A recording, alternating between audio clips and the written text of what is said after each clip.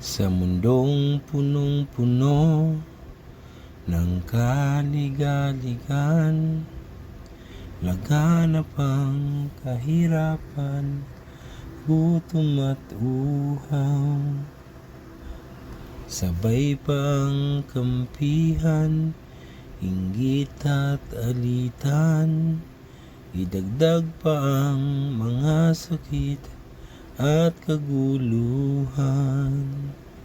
Tunay ngang hindi nabubuti itong mundo tungo sa pagkawasak at pagbagsak nito.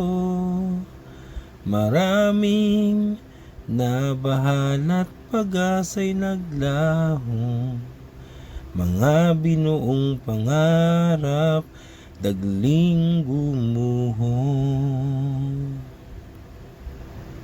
Kanino-sino ang siyang ating susulingan sa gantong sistemang mistulang bilangguan? Sa ating pamilya ba o kaya'y kaibigan na kapwa limitado mga kakayahan? Tumingala ka o tao sa kalangitan, naroon ang lunas at hanap mong kasagutan. Ang Panginoong Diyos ay naghihintay lamang sa mga lingkod niyang may pusong tapat at tunay. Subukan mo siya sa kanyang magagawa, mararamdaman mong dadaloy ang ginhawa.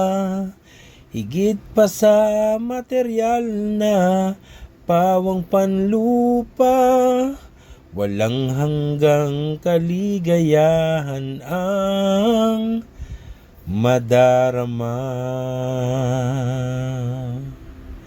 Tumingala ka o tao sa kalangitan, naroon ang lunas at hanap mong kasagutan. Ang Panginoong Diyos ay naghihintay lamang sa mga lingkod niyang may pusong tapat at tunay. Ang aking muo